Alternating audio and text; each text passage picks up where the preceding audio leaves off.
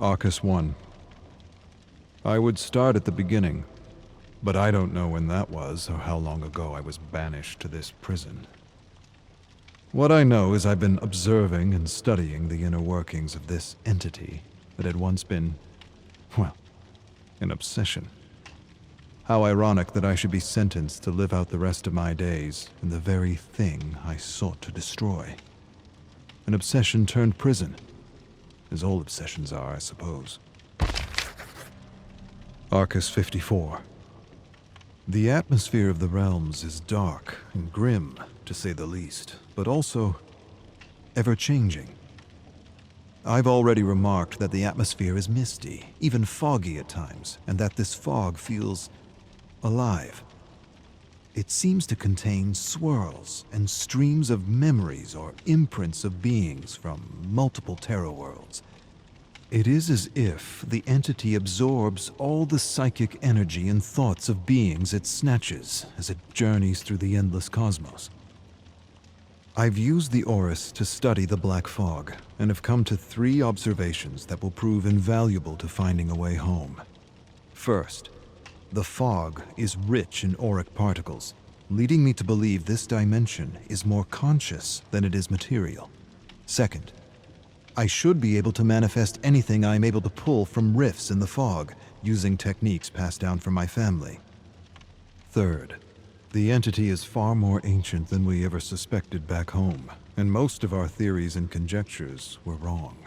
The rich presence of auric particles and cells suggest it is one of the original ones, and ancient. Arcus 142. The entity is the cosmic embodiment of evil. Back home, we witnessed how its very presence turns worlds inside out, how it seems to remove or extinguish any sense of empathy or compassion within communities, how it brings people to the brink of madness and, well, pushes them in. Now I understand.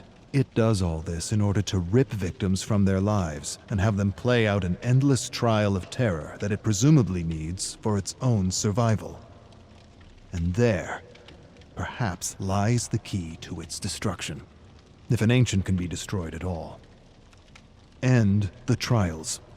Destroy its ability to sap dark nectar from victims like a cruel parasite feeding from a flower.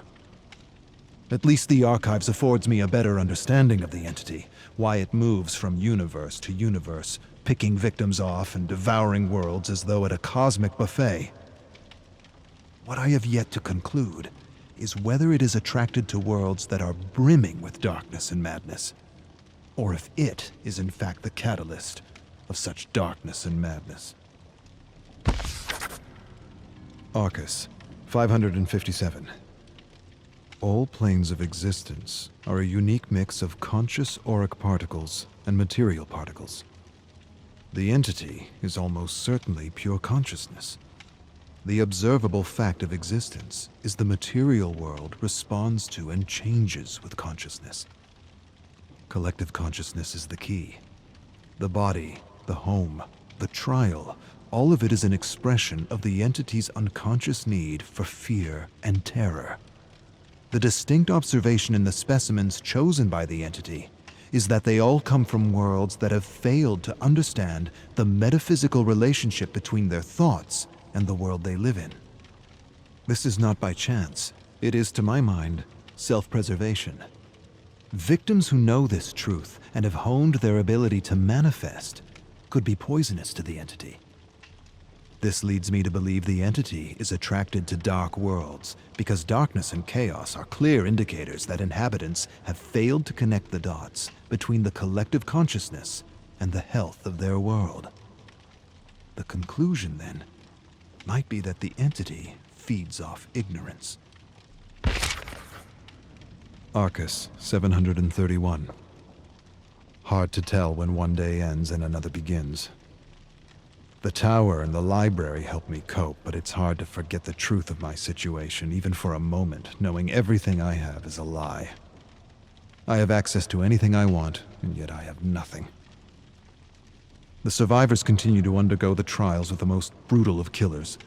I continue to search the fog for the memories of those who found a way to escape. It sometimes feels like a futile search. But then again, I've got time on my hands. Lots of time.